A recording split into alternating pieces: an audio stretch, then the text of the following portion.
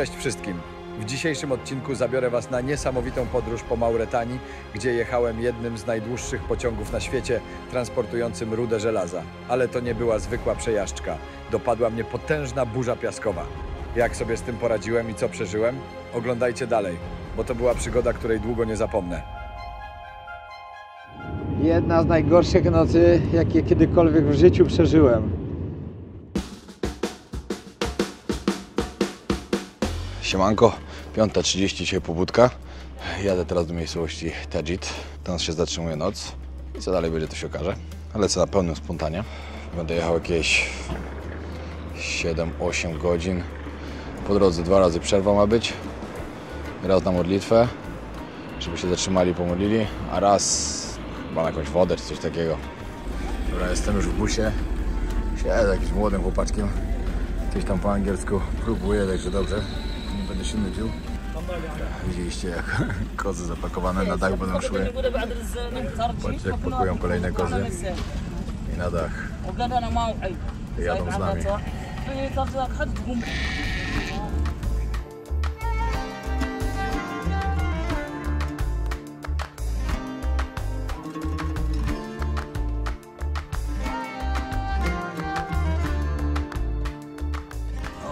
Mamy szybką przerwę. Coś zjeść. No powiem wam, że nie jest wygodnie. Plecy to mi po prostu odpadają. Jedziemy w 15 osób plus 5 dzieci w busie. Lekko nie jest, tak wam powiem. Muszę kupić coś do jedzenia, bo jestem trochę głodny. Ale myślę, że już połowę trasy mamy za sobą. Chyba, mam nadzieję. Mam nadzieję, bo naprawdę. Wczoraj w ogóle sobie naciągnąłem plecy, jak robiłem trening. No i dzisiaj dojeżdża mnie to podwójnie.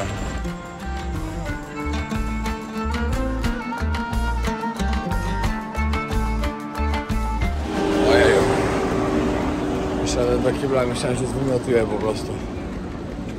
Naprawdę była okropna tragedia. Muszę znaleźć jakieś miejsce, gdzie mogę się wysikać po prostu, bo ciężko tu. Od 3 godzin naprawdę jechaliśmy i to było dopiero pierwsza taka miejscowość, gdzie jest trochę więcej domów. Myślę, że jak wyjedziemy za stolicę, trochę będzie lepiej, trochę czyściej, ale nie jest. Sprawdzałem czas, jaki mam, żeby go poświęcić, także prawdopodobnie zostaję jeszcze jutro w tym miejscu, w którym dzisiaj dojadę, żeby zobaczyć takie wielkie okręgi na pustyni, które będą widać z samolotu, nawet jak się leci. Tylko muszę to wszystko dobrze sobie rozplanować, ze względu na to, że 18 mam już samolot. Jak zostaje tu dłużej niż planowałem, ze względu na to, że chcę coś zobaczyć więcej, oprócz pociągu. Pociąg to był jeden plan, który miałem tu zrobić, ale stwierdziłem, że chcę coś więcej. Ze względu na to, że nie lecę do Libii, bo no nie dostałem wizy po prostu. Mam nadzieję, że w przyszłym roku dostanę. Bo nie wiem, dlaczego mi nie dali. Chyba to, że konflikt tam jakiś znowu się zaczął, jest chyba potwierdzeniem tego, bo już dawno powinienem mieć tą wizę, a zero odpowiedzi. Polo dostał po 3 tygodniach. Także szkoda, że nie dostałem, ale spróbuję w przyszłym roku. Później parę dni w Tunezji i lecę na Alaskę. Ale będzie kosmiczna zmiana temperatury. Co nie? Nie, zareagowała.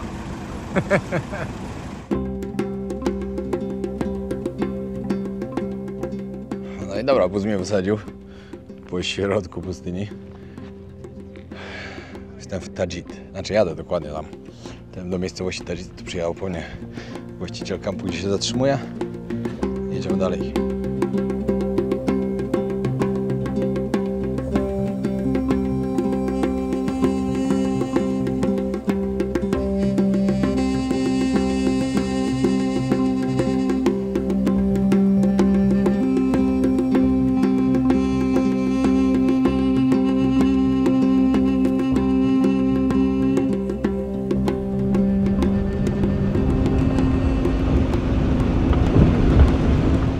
Gdzie ja trafiłem, to szok po prostu. Nie wiem, gdzie ja jestem, ale ładnie wygląda. Środek pustyni, w jakiejś oazie. Środek pustyni, tu palmy rosną, dookoła piasek. Ładnie.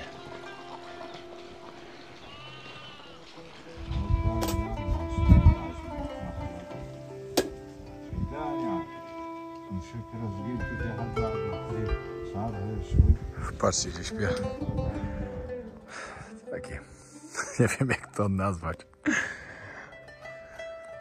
Szałas, może.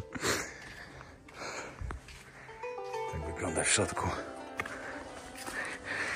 Komata. Nic poza tym. I tak będę spał dzisiaj. No i plany się trochę zmieniły.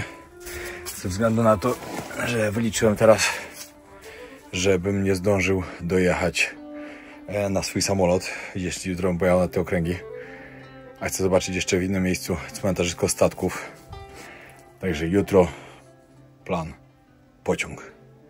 Jutro rano muszę z samego rana wstać koło 6 i lecieć do miejscowości, skąd odjeżdża mój pociąg z rudą żelaza. Ale do jutra jeszcze spokojnie. Najpierw dzisiaj pokażę wam wszystko, co jest tu dookoła, ale nie teraz, bo na razie jest za gorąco. Jestem na środku pustyni. To sobie wyobraźcie, jaka jest temperatura. Się po prostu roztapiam.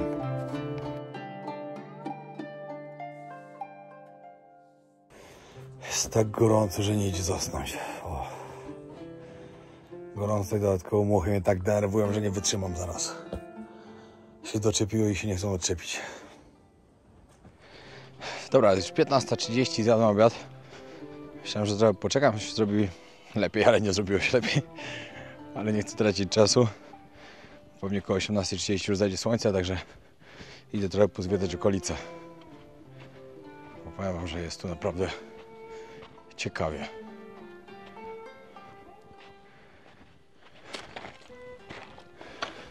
Dobra, idę zobaczyć trochę w góry, żeby zobaczyć, jak to z góry wygląda wszystko.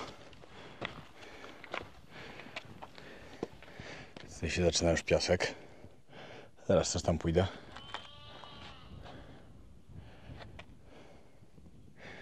Ogólnie naprawdę ciekawe miejsce. Właściwie wszędzie dookoła tylko skały, góry. A tu nagle cyk, palmy i jest woda, bo mają doprowadzoną. Jest tak gorąco, że zastanawiam się, za ile mi się wyłączy telefon z przegrzania. Pewnie niedługo. Powiem wam, że cieszę się, że ten plan trochę się zmienił, że już jutro będę na pociągu. W ogóle muszę tu porozmawiać z tym Jamalem, żeby mnie jutro odwiózł na jakiegoś busa. Chyba że on mnie zawiezie aż do tamtej miejscowości. Ale myślę, że tam z 2 godziny drogi to jeszcze mam, to pewnie mnie nie zawiezie. Kurde, aż żałuję, że wczoraj nie kupiłem chustę na tym targu, jak byłem. Bo miałem kupić i zapomniałem. Normalnie czułem, mi pali twarz.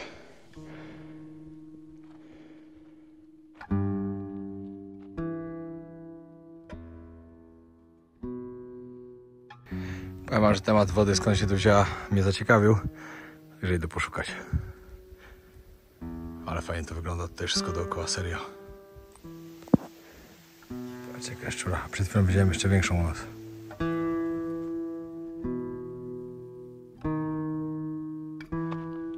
Powiem wam, że trochę się cieszę z tego, że w sumie nie dostałem tej wizy do Libii. Teraz, znaczy chciałem jechać i to bardzo chciałem jechać. Ale z drugiej strony fajnie zwiedziłem Etiopię. Fajnie zwiedziłem tutaj właśnie Mauretanię. A wtedy straciłem trochę czasu i tu na rzecz tego, żeby pojechać do Libii. A tak to elegancko. I właśnie dzięki temu teraz mam czas, żeby sobie eksplorować takie miejsca jak te pośrodku niczego, oaza na pustyni. Niesamowite miejsce po prostu. Tak to nie byłoby na to czasu.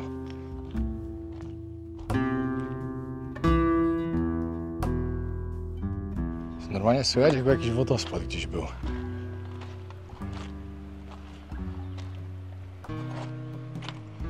Ciekawa akcja.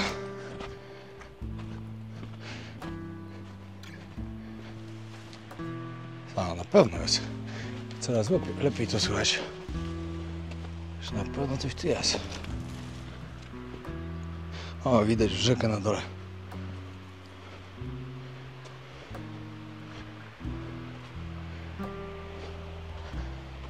Ale czad. Powiem wam, że trochę na wariata poszedłem sobie po prostu w tą stronę. Myślałem potem, żeby iść w stronę drugą do miasta. Ale czadersko. Już to widzę, jeszcze nie, ale zaraz wam pokażę.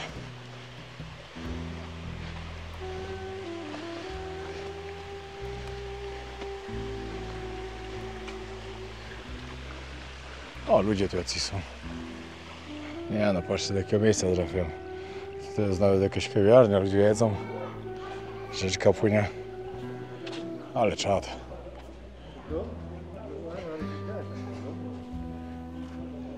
Bardzo fajnie. Piękne stare palmy, takie duże.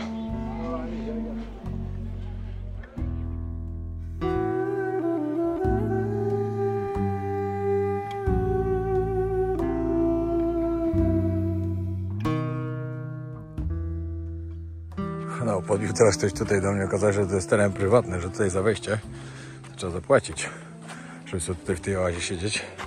Już musiałem 20 zł zapłacić, ale wszyscy bardzo mili, mimo że wszedłem na lewo bokiem, no, ale nie wiedziałem oczywiście, nieświadomie, nie zrobiłem tego specjalnie, to i tak mili. Tak samo mi mówili w stolicy, że tam ludzie będą nie mili, że też tam. Dla mnie każdy był miły. Moim zdaniem to wiecie, to wszystko zależy od osoby i od podejścia. Jak to reaguje na ludzi. Ja z każdym się miło tutaj przywitam. Oczywiście każdemu powiem salam alejkum i tak dalej. Lolo. I wiecie, przywitam się, uśmiechnę i tak dalej. Każdy jest miły. Wszystko zależy od podejścia, pamiętajcie. Fajnie było, ale nie przyjechałem tutaj wypoczywać. Tylko przyjechałem eksplorować te tereny. I ruszam dalej. Idę teraz gdzieś do miasta, może spróbuję złapać jakiś sygnał, bo nigdzie tu sygnału nie ma. Chciałbym się odezwać do Ali, że żyje. Się dziewczyna biedna martwi. W sumie to dwie dziewczyny się martwią, moja mama i Ala. Nie ma o co. Chociaż trochę się nie dziwię. Jak ja bym był swoim dzieckiem, to też bym się martwił. Żartuję, mamo, żartuję. Nie ma tego. Jestem odpowiedzialny, pamiętaj. Znaczy na swój sposób. Wiem po prostu, gdzie co mogę. O. W ogóle ciekawe było, jak w autobusie, znaczy w autobusie, w busie, a nie w autobusie, chociaż ludzi jechało tyle, co w autobusie, ale był to bus. Mówię, że jadę do Terjid, że się tutaj zatrzymuję. Taki chłopak, co tam po angielsku mówił, wow, fajnie, Terjid jest niesamowity, piękny i tak dalej. Ja przyjeżdżam. No fajnie, no bo wiecie, no, środek pustyni, a nagle macie oazę, wiecie. Wszędzie palmy, rzeczka, można się wykąpać, ale ja się nie kąpię w takich miejscach. No pewno jest to coś interesującego, no jest takie wow. Spoko, może na te warunki tutaj co oni mają, jak mają wszędzie piasek, no to jest wow, to nie ma co ukrywać. No dla mnie takie po prostu zwykłe, ale i tak bardzo się cieszę, bo jak zakładałem, znaczy wcześniej jak zakładałem, to nie zakładałem w ogóle tego, zakładałem tylko pociąg i lecę dalej. Ale już później jak zmieniłem trochę plan, że będę tutaj dłużej, to chciałem odwiedzić właśnie jakąś oazę. I odwiedziłem. I to jest nowe doświadczenie w moim życiu i bardzo mi się podoba. Tak. Ale jutro czas na pociąg. Po to tu jestem. Ten właściciel tutaj swoimi ziomeczkami cały czas sobie coś popala. Z lufki. Tak biorą po buszku, po dwa. Siedzą i się śmieją. Ciekawe co to? No wiecie. W niektórych krajach jest to haram, a w niektórych nie całkiem. Z wieloma rodzajami islamu się już spotkałem na świecie. Oczywiście tutaj no prawdopodobnie jest radykalny. Z tego co widziałem na ulicach wczoraj, kobiety osłonięte całe. Patrzcie jak tam sobie ktoś mieszka. Namiocik na skalę rozłożony.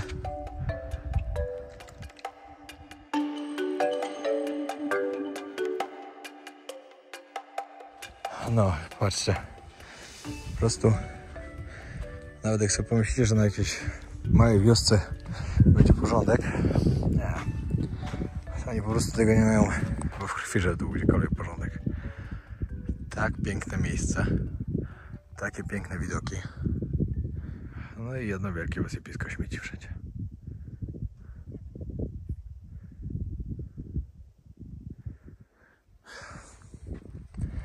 Nie wiem, że to naprawdę nikomu nie przeszkadza. Tam to jest to samo, w każdą stronę.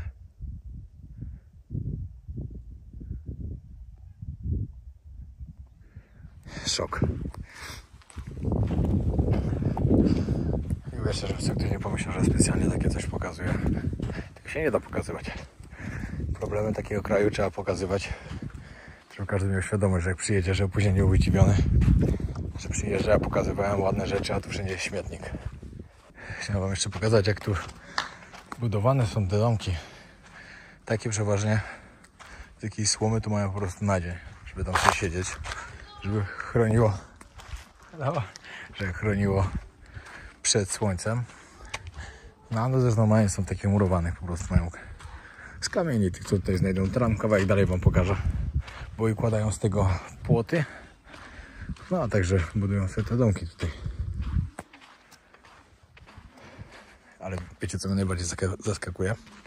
Tylu Mercedesów co tutaj, to nie widziałem nigdzie na świecie. Chodzi oczywiście o te same stare Mercedesy. Normalnie jakby tu było złomowisko Mercedesów w tym kraju.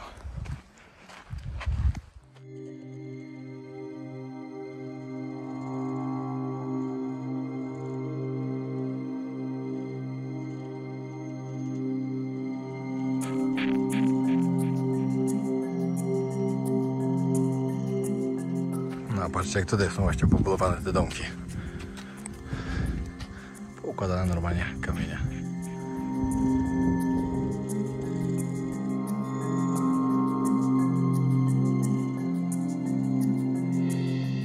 No i prawdopodobnie to jest miejsce na jakieś 99%, gdzie dzisiaj będę spał. Bo myślę, że tutaj to będzie jakoś do wytrzymania, bo w środku, jakbym w saunie był po prostu. Nagrzało się tam okropnie. Wiadomo, że w nocy nie będzie aż tak gorąco tam, ale i tak chyba zdecydowanie wolę spać tutaj. No i dodatkowo będzie piękny widok na gwiazdy. Czekam jeszcze chwilę i zaraz zobaczyć na zachód słońca, bo myślę, że będzie też warty tego, żeby gdzieś tam się wspiąć trochę do góry. Powiem wam, że zmęczył mnie ogólnie dzisiejszy ten dzień. Znaczy najbardziej to mnie chyba zmęczyła ta oczywiście jazda to swoją drogą, ale później ta temperatura na pustyni jest naprawdę okropnie gorąco. Także naprawdę muszę jutro albo w mieście Atar chyba tak, albo w tym kolejnym, gdzie odjeżdża pociąg, ubezpieczyć się w chustę, w coś, na siebie taką narzutkę chyba ich sobie kupię, żeby odsłaniać się od słońca. No bo nie ma wyjścia i dużo wody. No, troszkę się wspiąłem, żeby zobaczyć zachód. No ale myślę, że zachód to akurat zajdzie zaraz za tą górę i nic nie będzie widać.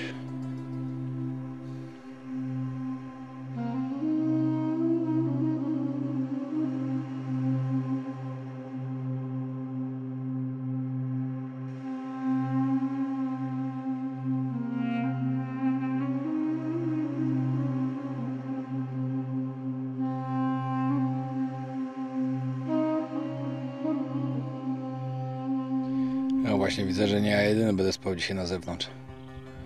Już tam rozkładają łóżka. No ale naprawdę jest tak okropnie gorąco, że się nie da. Nie da w środku, naprawdę. Na zewnątrz przynajmniej troszkę wieje. I zawsze to będzie łatwiej usnąć. No i dodatkowo coś fajnego. Nie ma co ukrywać. Nie wiem, co mnie dzisiaj tak zmęczyło. Serio nie wiem, ale już nie mogę doczekać, aż zajdzie to słońce. Szybko coś przekąszę, wykąpię się, bo czuć mnie. Idę spać. Pewnie o 6 będzie pobudka, jak tylko słońce zacznie wstawać.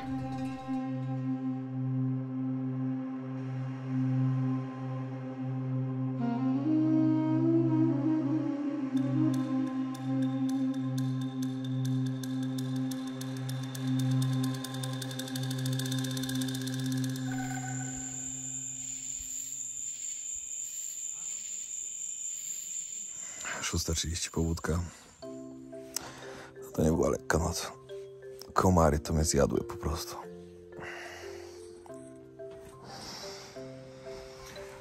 Teraz się łuchy zaczęły uaktywniać.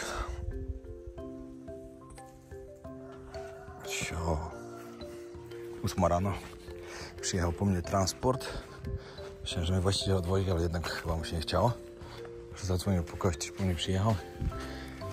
I jadę najpierw do miejscowości Atar. To jest jakoś, myślę, niedaleko stąd. Maksymalnie pół godziny. I tam muszę wziąć kolejnego busa miejscowości, z której wjeżdża pociąg.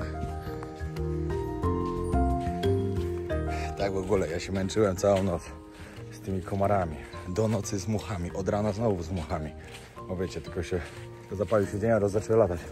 Patrzę, a oni wszyscy takie specjalne namyciki przejrzyste przeciwko muchom. A ja bardzo szybko usnąłem i mi nie dali, bo już o 8 spałem. Jest mój transport, wiadomo, Mercedes. Jakby inaczej. Patrzcie to. Jak będę jechał do Ataru, bo jednak inny gość mnie bierze. Żebym plecaka nie zgubił. No i jedziemy dalej. To tutaj normalne, tak w trzech jechać. Także mnie to nie dziwi. No, mamy krótką przerwę na pokazanie paszportu. Tak w ogóle musicie wiedzieć o tym, że trzeba mieć fotokopię paszportu. Najlepiej, bo co chwilę zatrzymują i oczywiście ode mnie chcą paszport za każdym razem. Jak będziecie mieli paszport szybciej, to będzie szło. Bez tego, no trochę to trwa. Także dobrze sobie mieć zrobionych, tak nie wiem, z 10 kser. Po prostu i wszędzie dajecie tylko ksero i się jedzie dalej. A tak to oni muszą brać paszport, iść, kopiować i tak dalej. Dużo to zajmuje. Znaczy długo. Dobra, pierwsza miejscówka.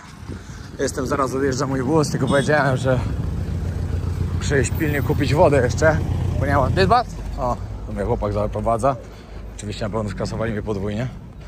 Ale już nawet nie komentuję tego. No i czas bardzo, żebym tam dojechał, bo czas mi się kończy. No jadę już busem. A jeszcze 300 km, jakieś 4 godziny trasy.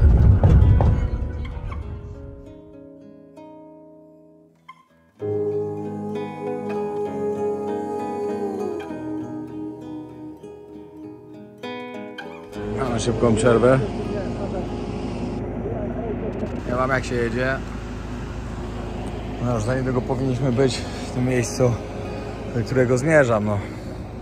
Tak czasowo wychodzi. Nie mam internetu już od jakiegoś czasu. Lekki problem. Ale cały czas jedziemy wzdłuż torów. Najgorsze widziałem, że w jednym miejscu są jakieś prace związane z torami. Zobaczymy jak będzie.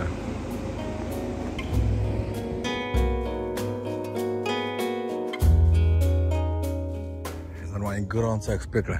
Cały czas jak jedziemy, tylko piasek dookoła, nic więcej. Muszę obowiązkowo kupić tą chustę, jak dojedziemy tylko do Zeurad.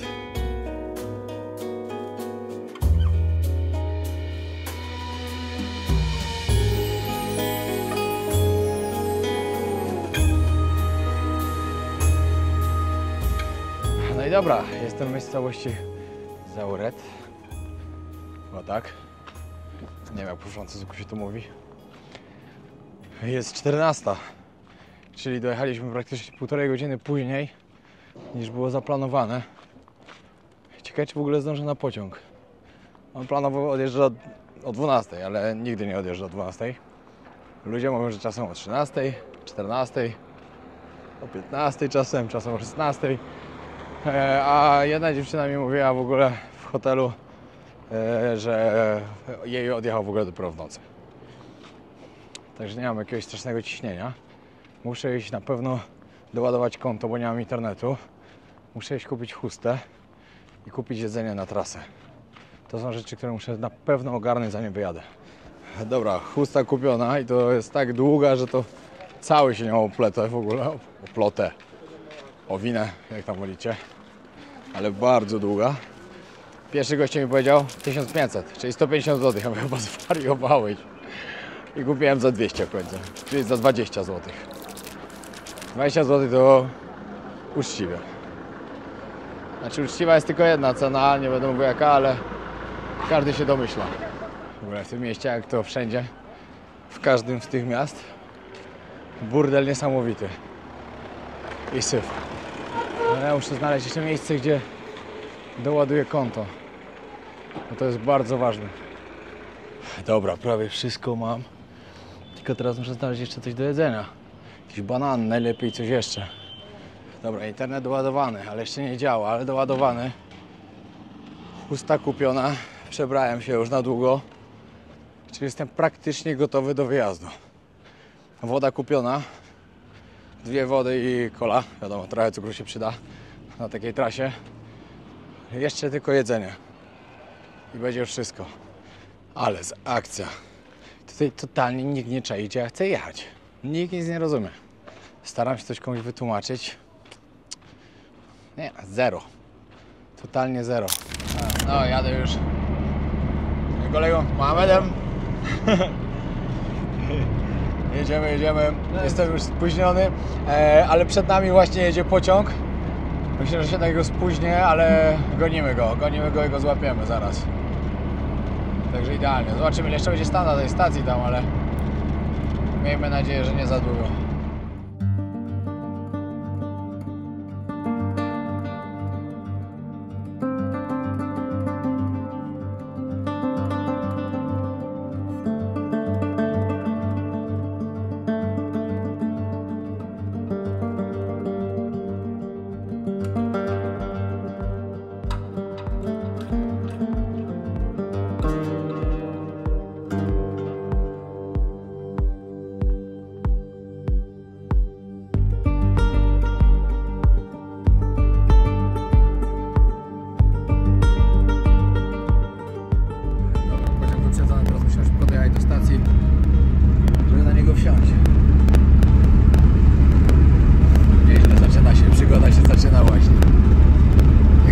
Coraz większa.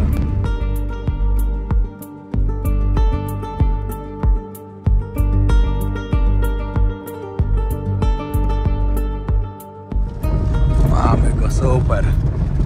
Całe szczęście, że stał. Teraz muszę tylko znaleźć jakieś miejsce dobre, żeby usiąść w fajnym miejscu, żeby to dobrze wyglądało, jak będę nagrywał. Ale całe szczęście, że to ten, a nie tamten, który mijałem. Tamten jakiś taki krótki się wydawał. Mówię, co jest grane. To po prostu to był zły pociąg.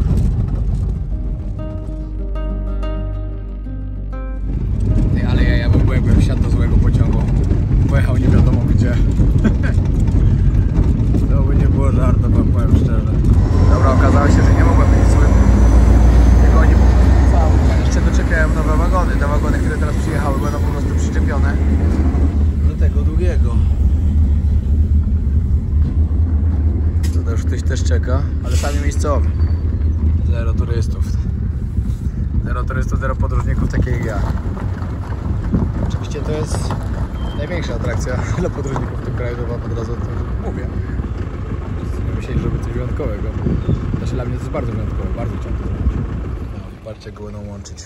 Ten już cofa, muszę się połączyć z tymi wagonami, co przyjechały, które mijałem po drodze. A też mówię, kurde, coś mały ten pociąg dzisiaj. Się okazało, że nie. Bardzo długi. No. Trzeba zawiązać chustę. Powiem wam, że jest naprawdę okropnie gorąco, że ochronić swoją twarz. Teraz tu jest lato, nawet w nocy tu jest gorąco. Dobra, trzeba wbijać. Wezmę chyba ten wagon. Tam jacyś lokalsi są. Biorę ten. No i ruszamy. Moi kochani. Trasa 18 do 24 godzin przez gorącą Saharę. Ruszamy, moi drodzy. Muszę szybko wyciągać jeszcze gogle, bo zaraz zacznie się kurzyć wszystko. Pociąg jest naprawdę bardzo długi. Z jednej, z drugiej strony końca nie widać. Się zatrzymaliśmy. Nie wiem w sumie po co, ale pewnie tak parę razy będzie. No, powiem wam, że jest okropnie gorąco, to po pierwsze. Po drugie, już widzę, jak to wszystko się tu jak to powiedzieć, kopci? Kurzy, o, może tak. Pyli, pyli, może to będzie dobre słowo. Trzeba było założyć już gogle. Zaraz maskę będę jeszcze zakładał na twarz, ale na początku jeszcze trochę chcę wam poopowiadać. I się zaczyna przygoda. Ten pociąg było to jedno z moich marzeń podróżniczych. Takich małych marzeń podróżniczych, ale żeby takich zajawkowych bardziej, żeby zrobić. Także mega się cieszę, że to właśnie robię. A wam też polecam. Jeśli macie jakieś marzenia, macie możliwość, spełniajcie marzenia, bo marzenia się nie spełniają. Marzenia trzeba spełniać. To jest najważniejsze. Ja właśnie spełniam jedno z nich.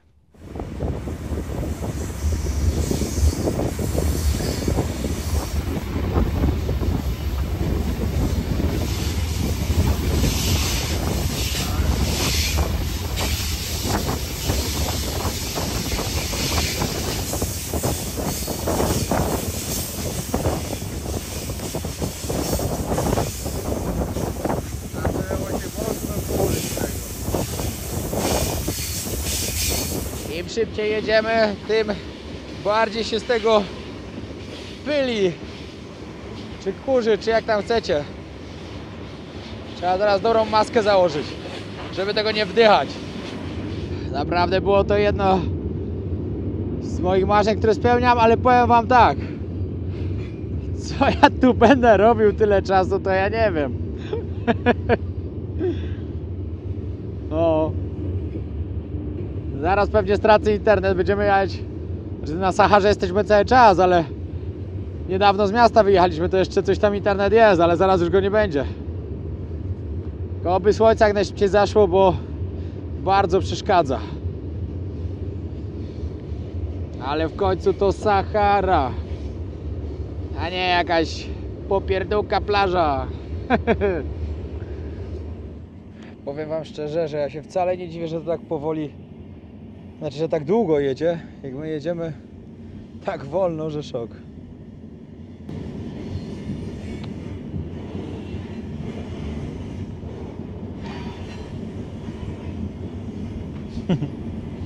Co zrobić? Mamy do zrobienia ponad 600 km. Nie wiem, czy to dobrze będzie słychać w ogóle. Mam nadzieję, że będzie słychać. 600 km ponad do zrobienia. Znaczy już mniej, ale tyle było.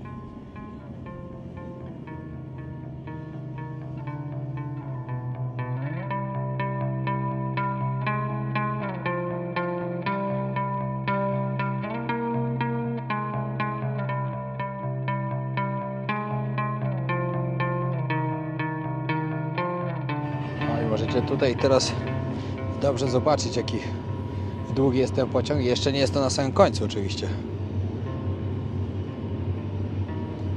Robi wrażenie.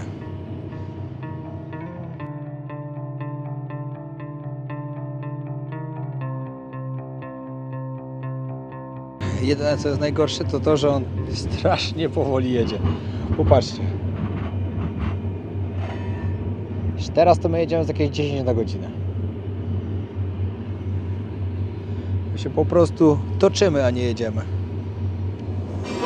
No i tak się toczymy przez Saharę. Na szczęście już się zachód robi. Już temperatura nie jest taka mocna, jak była wcześniej. Teraz naprawdę już jest przyjemnie, bo wcześniej to było piekło. Zobaczymy, jak będzie noc wyglądała.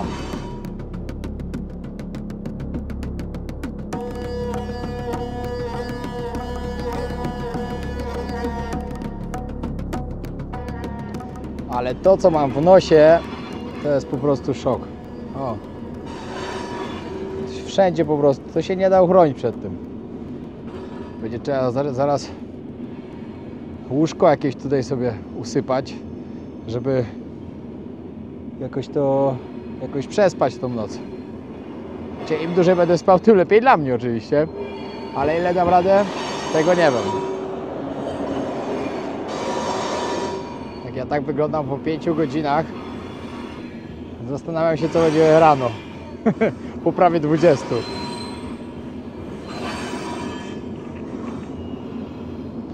I kto mnie wpuści do hotelu, żebym się umył przede wszystkim. To jest ważne.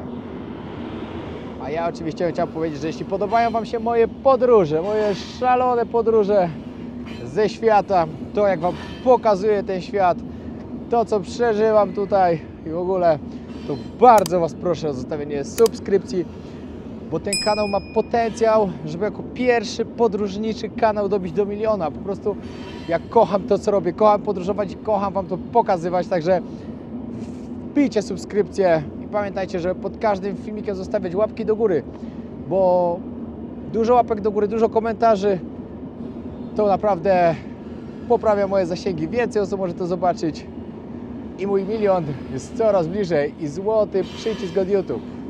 To jest moje marzenie i to spełnię, ale tylko jeśli mi w tym pomożecie. No i tak, moje łóżko gotowe na wieczór, na noc w sumie. Trzeba tak wytrzymać do rana. Ale teraz to już jest super.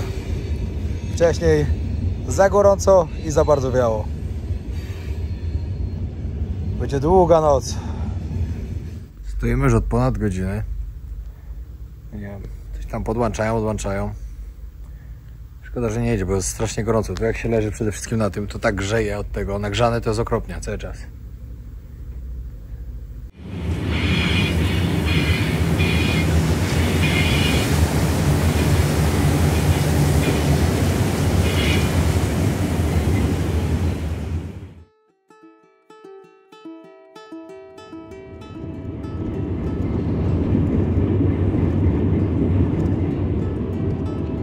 To była jedna z najgorszych nocy, jakie kiedykolwiek w życiu przeżyłem. Była jakaś burza piaskowa w nocy. Tą rudę żelaza po prostu mam wszędzie. Patrzcie na moje oczy. Straszne to było. Jedna z najgorszych nocy, jakie naprawdę miałem w życiu. Zniszczyło mnie to.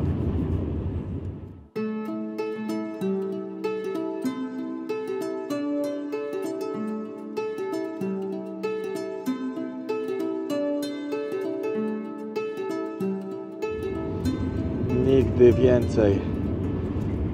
Naprawdę nie byłem na to gotowy, to co przeżyłem tutaj.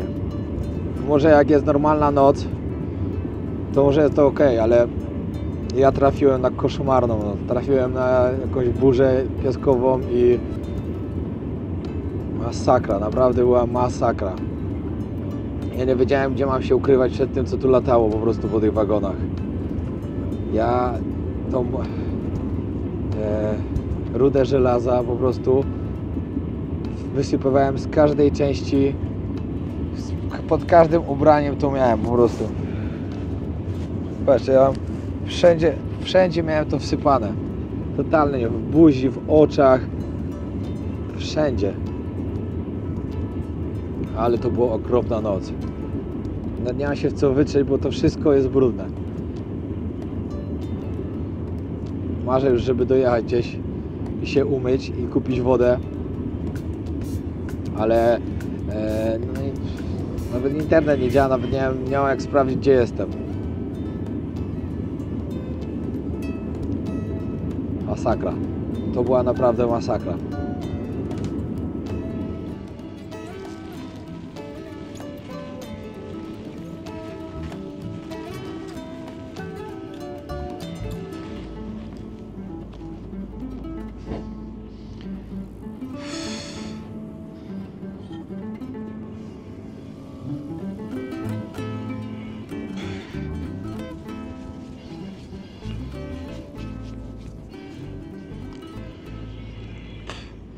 Ja się z tego nie domyję chyba nigdy, naprawdę. Co ja to wymyśliłem znowu? Jak ja czasem wpadłem na głupie pomysły, że nie sprawdzić w ogóle, co to teraz tu się dzieje.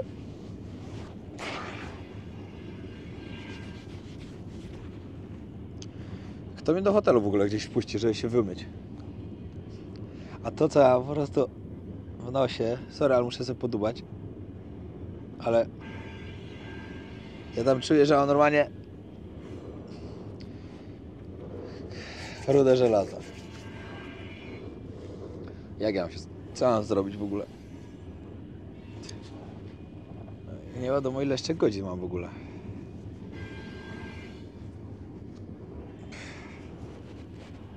Ojej, jakie mam oczy.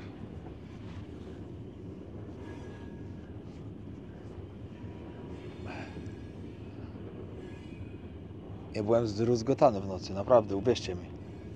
Ja nie wiedziałem, co ja mam zrobić. Ja się próbowałem jakoś ukryć, ale nie wiem, jak się ukryć. I to było najgorsze.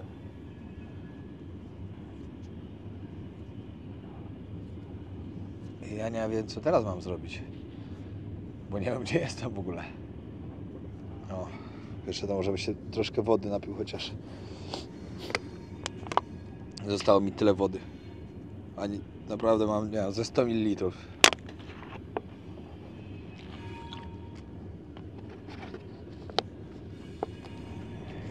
Ja nie wiem, czy inni ludzie, którzy to robili, przeżywali to co ja.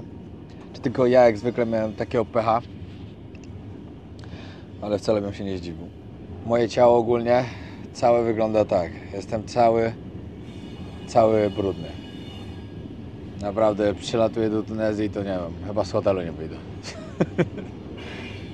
Dobra, myślę, że chcę znowu wyczerpać ją ze wszystkiego. No, może nie jest profesjonalnie, ale nie jest źle, że tak powiem. Najgorsze jest to, że nie mam pojęcia, gdzie jesteśmy. Nie działa, w ogóle nie ma zasięgu, mapy się nie chcą otworzyć. Ej, no masz mi. Teraz na to sobie wpadłem. Pamiętajcie, że gdzieś jedziecie, nie możecie nie mieć internetu, a potrzebujecie mapy. Maps mi pomaga, naprawdę, i teraz sobie o tym właśnie przypomniałem. Już muszę sprawdzić, ile jeszcze ma. A jeszcze jest słupek, właśnie po słupkach zobaczę, bo tu co kilometr jest słupek. Ciekawe. Mam nadzieję, że niedaleko. Już nie chcę pociągu. Mamo, miałaś rację, po co mi to? Ale noc mi wykończyła. Przyznam szczerze, że noc mi wykończyła. Fizycznie i psychicznie. Ale już jest okej. Już się podniosłem. Wody bym się napił, więc trochę za mało wody wziąłem. Ja nie wiem, jak całe szczęście, że założyłem to opakowanie na plecach, ale i tak z drugiej strony jest tak brudny. Nie wiem, jak ja to domyję w ogóle. Przyznam bez bicia, dzisiejsza podróż mnie mocno wyżuła, wypluła, zdeptała. Dobra, już widzę, po co mamy przerwę tam w oddali. Maszynista się modli. Oni to tak mają. Busem jak jedziecie, to jest to samo. Czas modlitwy, bus się zatrzymuje. Wszyscy idą się modlić. Mój sprzęt, który miałem na noc i się spisał, i przy tej burzy się nie spisał niestety, ale przy tej burzy chyba nic by się nie spisało. Ale bez tego to chyba byście mnie tu pozbierali stąd. Nie spodziewałem się tego, że aż tak mnie może to zaskoczyć. Bo to nie była zwykła wyprawa, bo te wyprawy, dużo ludzi jedzie na takie wyprawy. Ale to, co mnie spotkała ta burza w nocy. Ja naprawdę przez chwilę to tak mocno we mnie waliło to wszystko, to mnie przysypywało. Ja normalnie musiałem wstawać i cały z tego się osypał, mnie przysypywała ta ruda. Bo ja, wiecie, jak leżałem, to się sypywało na mnie. I ja wcale nie dramatyzuję, ale trochę pojawiała się już czasem taka panika w nocy. Mówię, kurde, co ja zrobię? Jestem sam. No i wtedy musicie polegać sami na sobie, trzeba sobie radzić. I wtedy trzeba po prostu zacisnąć, a ja sobie pomyśleć, dasz radę, Piotrek? Niedługo będzie poranek. A poranek nie nadchodził. To było najgorsze. To się minuta za minutą tak ciągło, że po prostu szok. No. Musiałem wam o tym tu powiedzieć, żebym przypadkiem tego nigdy nie zapomniał, chociaż myślę, że nie zapomnę, bo myślę, że to będzie naprawdę ciekawy rozdział w książce, którą kiedyś napiszę. Co przeżyłem w pociągu z rudą żelaza na Saharze.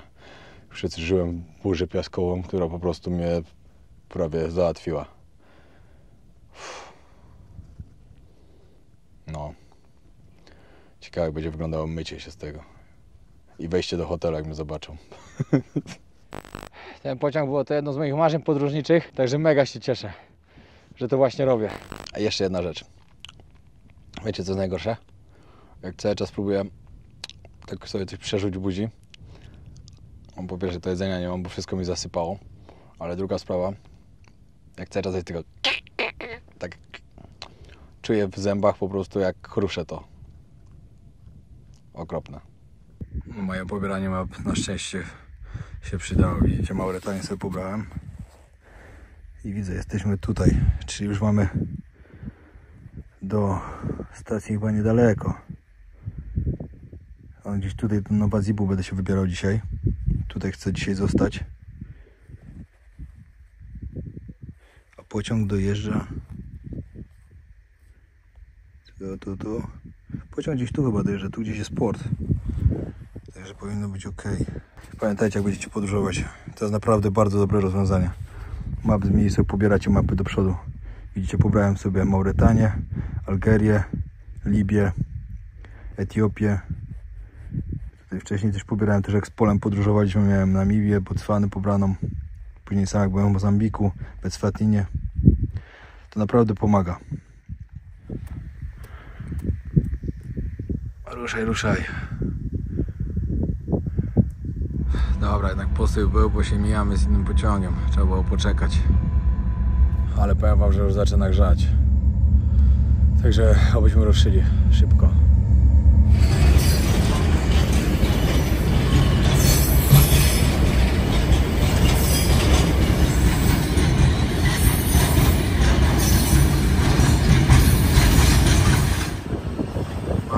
tutaj jest 40, a nie 140, ale nie, chyba nie. Chociaż nie wiem. Zaraz się okaże, jak 140 to jest załamka.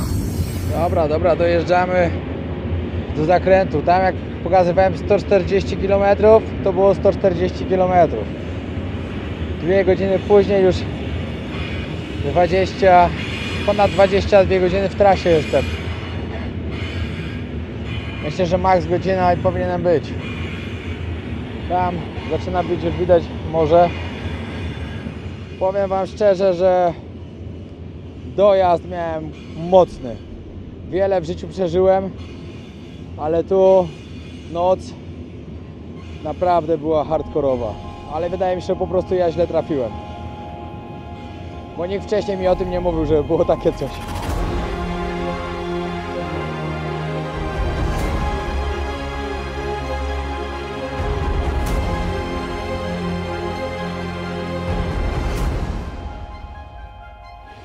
No i dojeżdżamy.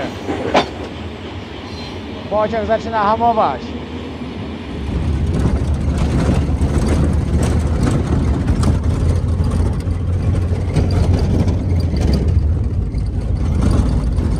Ściągnąłem chustę i patrzcie, jak moje włosy wyglądają. Nie da się ich uklepać. Są tak nabite. Uff. Ale to była ciężka podróż. Serio. Marzę, żeby dojechać do hotelu i wejść pod prysznic, ale najpierw się napić, bo od paru godzin już nie piłem. Kierowca zasad. Gościu sam na drodze. Ja poszedł, wziął. O, patrzcie co zrobił. Prawie się wrąbał w stoisko czyjeś, no jest przeas. No ale przeparkował sobie jakby nigdy nic. Przemistrz. Wyluzowani ludzie, nie ma co. Ja normalnie marzę o wodzie. Jeszcze 5 minut. No i tak jak zobaczyli mnie w hotelu, wziąłem sobie najlepszy w mieście. Mówię, dobra, zobaczyli mnie, tak, taka mina. Nie wiedzieli co zrobić. Ja mówię, spokojnie, ja nie jestem bezdomny, ja mam pieniądze, tylko jechałem na pociągu z Auret aż tutaj. Oni mówią, dobra, to zanim wejdziesz do pokoju, to masz takie lokalne, takie łazienki, takie, które są tutaj, wiecie, które można ubrudzić. Mówi, najpierw idź się umyć, a później dopiero do pokoju. Dobre. Patrzcie, jak wyglądam. Cały czarny. Ty, jaka klata. O, moi kochani, wreszcie czysty. Nie wierzycie, jak się super czuję. Wypiłem od razu na duszka litr wody, a jeszcze zaraz wypiję kolejne pół, jestem tak odwodnionym. Idę na obiad i dzisiaj nie wychodzę z pokoju, idę zaraz się przespać, nie spałem całą noc. Ale to była przygoda. Rano byłem załamany, naprawdę, bo wiem, że przeżyłem coś, czego nie przeżywają tu normalnie ludzie jak jeżdżą, bo wiem, kto przyjeżdża, też jeździ tym pociągiem i tak dalej. I nie wiem, że każdy przeżywa burzę piaskową połączoną z rudą żelaza i tą rudę i piasek ma wszędzie. Po prostu mnie to tak mocno uderzało, mnie to przysypywało. Normalnie ja co 2 godziny wstawałem zrzucać siebie raz za koszulki, to z pół kilo wysypałem tego wszystkiego. Tak mi się uzbierało. No masakra była. Ale to była przygoda. To są podróże. A wy jak wspieracie moje podróże, zostawcie suba, lecimy po 1 000 000 i zapraszam na kolejny odcinek. Pozdro!